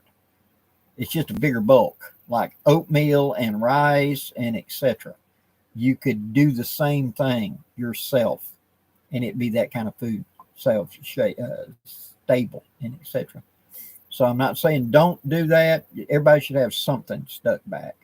But if you're going to do really long, if you're going to be 20-year shelf life, man, you'd have to have a warehouse full if you ain't going to eat it in 20 years.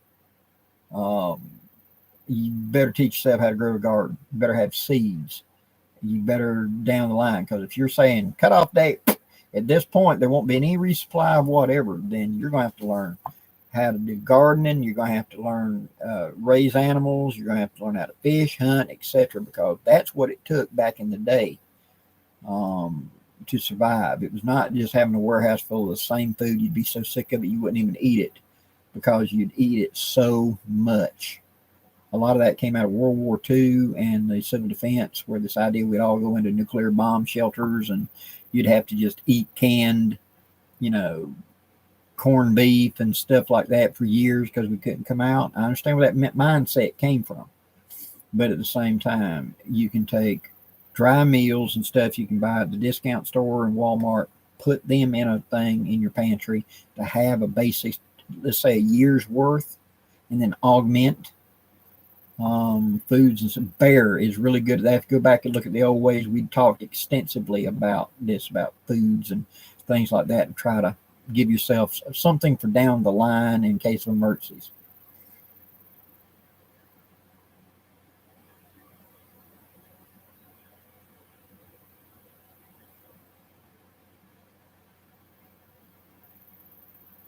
K-Town. Okay, if you're sensitive to poison ivy or any of that stuff, and you think you're going to be anywhere near it, you're going to go on a hike or you're going to do whatever, let me pass on a little wisdom to you. And this comes from Mr. Francis Grouch. He is that way. If he gets near it, he breaks out. If he just light brush, he's going to have welts on him. So what he did was he took an old army sock and he puts a big old bar of soap in it. And he ties it to his belt right next to his canteen. If I think I just got exposed, you snatch up, dump water onto it, and go to lathering because it's an oil and it's got to penetrate your skin. Okay? In addition, something that can make a big difference is go to the baby diaper area in your stores. Look for Boudreaux's butt paste. I'm not making this up. Boudreaux's butt paste. Put it on your skin and rub it in. It's for chafing for babies that's got diaper rash. Coat your exposed skin with it. It adds a waxy coating that dries but doesn't feel bad to you and doesn't attract sand or dirt, but at the same time is a barrier so poison ivy, poison oak, poison sumac, if it brushes against you, doesn't automatically get on you. And it gives you that second to wash when you realize, I got up against it, and you can clean it. See what I'm saying? Carry a small tube with you, some paper towels, a bar of ivory soap, and a sock, and a source of water. And that's how you get around that stuff and survive. You don't have to wear long sleeves or gloves otherwise. But if it's just too hot for that, that's my recommendation for everybody that's real sensitive to that type of stuff.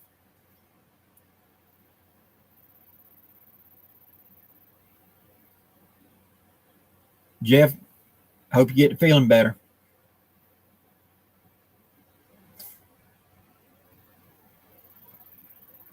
Chuck Miller, you've seen freeze dried from 2 to 6, depending on how big. Yeah, that's the thing. It's these companies that sell these big packages really look at what they're selling you. It sounds great. And a lot of times they're kind of vague on what's in this. But really look, it's powdered milk, it's this, and then go make a list of that and then go compare it at the store. And it's how many sets of instant oatmeal, how many sets of rice, how many sets of whatever. I found something in my pocket. What's it got? And compare it and find out what it is, because you actually could probably save a pretty good bit of money by doing it yourself. Just get your own 5-gallon bucket and put it in it.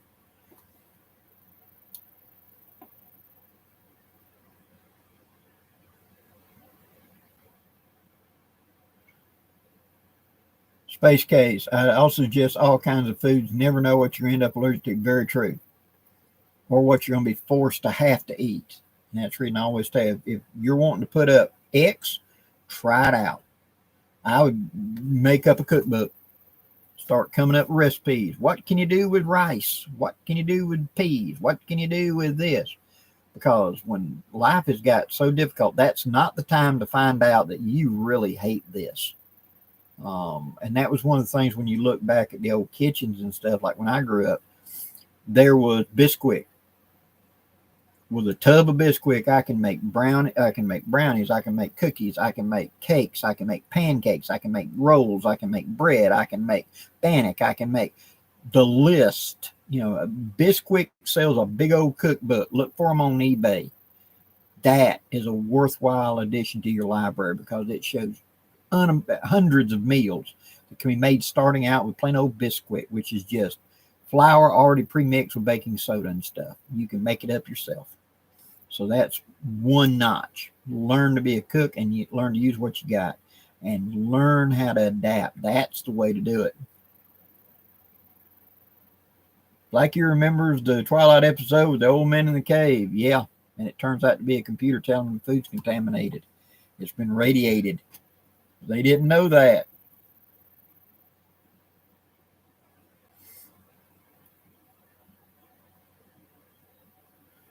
Space, absolutely. We had a young lady that went through the SEER school out here several years ago from Fort Rooker that during the night she'd gathered up, you know, something put on the fire, and she'd gathered up a bunch of poison oak, poison ivy, whatever vines, and threw it in the fire, and then she inhaled that smoke and almost went into respiratory arrest.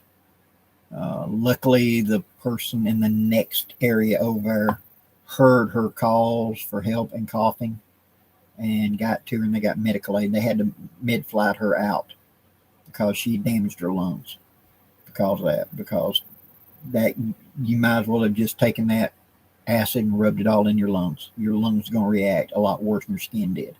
So your eyes, your nose, all of it. It good nerve gas. Worse than nerve gas. It ain't going to kill you quick.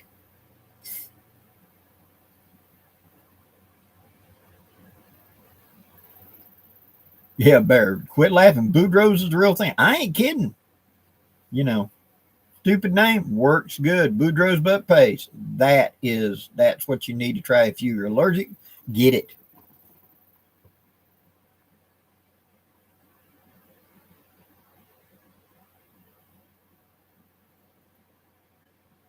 What could I use to gum up the adjustment strap on my haversack? Too slick for quick release. Pine resin. Take a little bit of pine resin, smear it on it. Trust me, it might as well be rubber cement. 5 years from now, it'll still have a texture, but you can melt it off with hot water if you needed to. But it will work that way.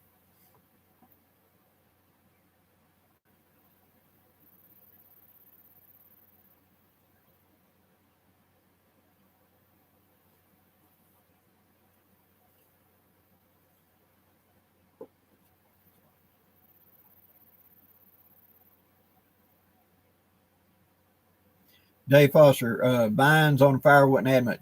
One, she's a city kid that's going through SEER school. She's going to be a helicopter pilot.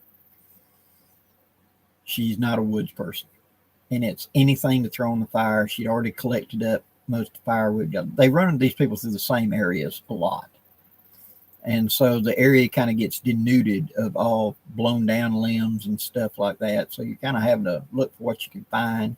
And invariably, somebody may have pulled it off a tree ahead of time, or she may have just thought she could pull it down and burn it, with not knowing what she's getting a hold of. And then big old thick poison ivy vines and stuff going up a tree, some big old fuzzy vines. Just threw it on fire. Just ignorance.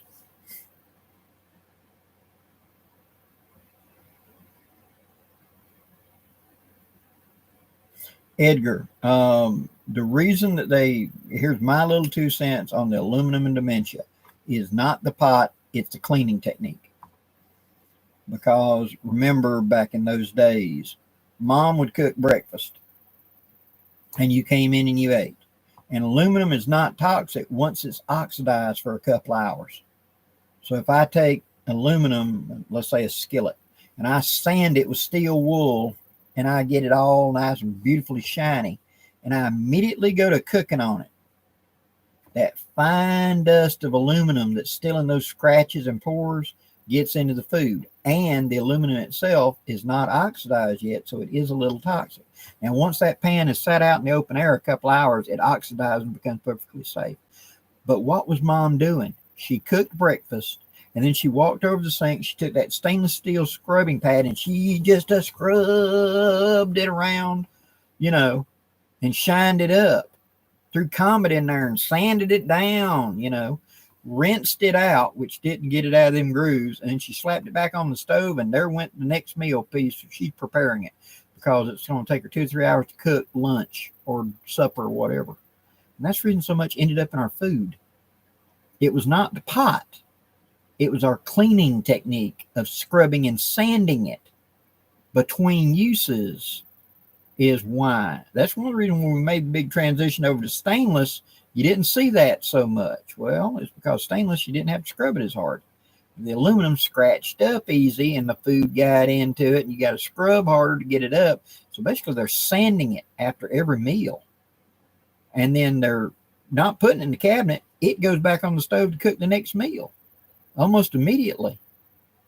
And so that's how it got into the food. And that's the reason a lot of people my age test very high for aluminum and the dementia. But they've really started pointing out that I've heard where one of the clinics, the big main, I think Mayo Clinic, has started calling dementia type 3 diabetes. So they're now finding a link between diabetes and it damaging. So 100 years from now, they'll know exactly what caused everything that bothers us.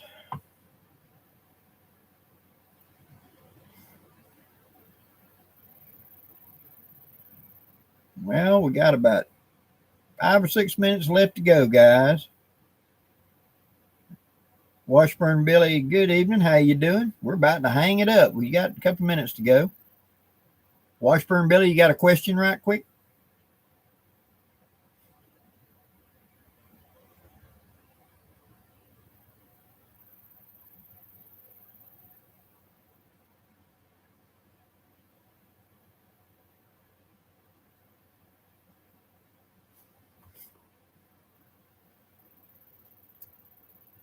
Well, Justin, you look back at the fact that the ancient Romans, no slave was allowed to eat or drink out of galena.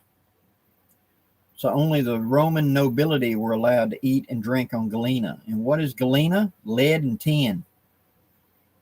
They made like pewter plates and pewter goblets and all, but it was just lead and tin mixed. And we wonder why they had all those health issues, because they were eating off of lead. Someday, 500 years from now or whatever, they're going to look back at us and our use of plastics and everything else, and they're going to think what idiots we were, how we were constantly poisoning ourselves with things we don't know yet. That's one of the great hindsights of history.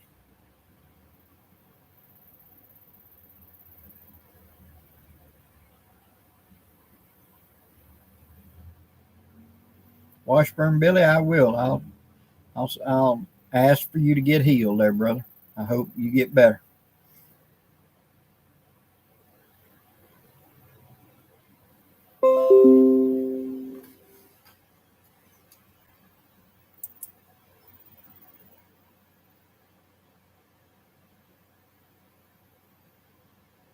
Oh, Dave Fox, yeah, they'll look back at us having phones in our hands and so close to our head, the radiation coming off of them, everything, and think we were total idiots.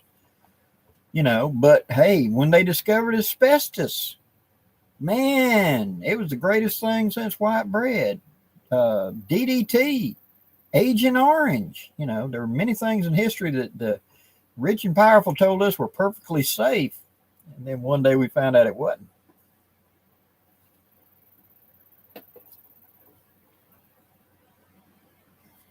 Uh, Purple Gaming, how wide is my hammock? It's my standard sleeping hammock is the double wide 11 foot. Is the one I've got from One Wind. I don't know exact size, but it's listed as the double wide.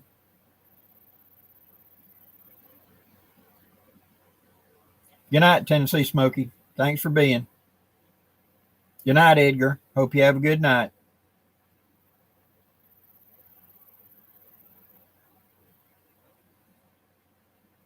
Justin Coon, here there's talk going back to glass soda bottles. We were recycling those soda bottles in the 40s and 50s and 60s and 70s. It was only when plastic pitched a big fit to get rid of it. I remember when you went to McDonald's and you got a little bitty cardboard, wax paper type thing that the hamburger came in. Oh, no, that's not good enough. We need styrofoam. Can't do nothing with it. We had glass soda bottles everywhere, glass beer bottles everywhere. And you were paid a nickel a piece to bring them back. Well, all of us kids, man, we looked up and down the roads now for that, because we could make up 20 of them was $1, and that was money in them days. So yeah, recycling.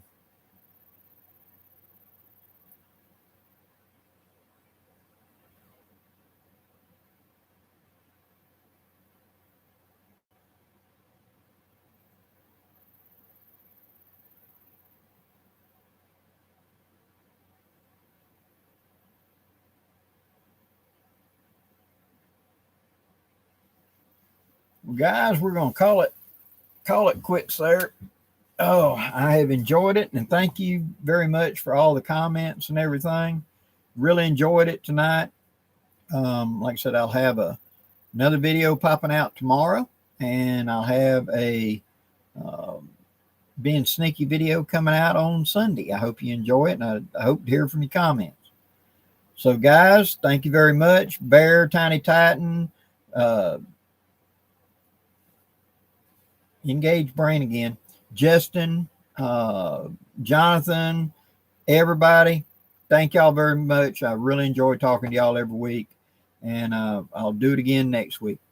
Till next time, guys, safe journeys.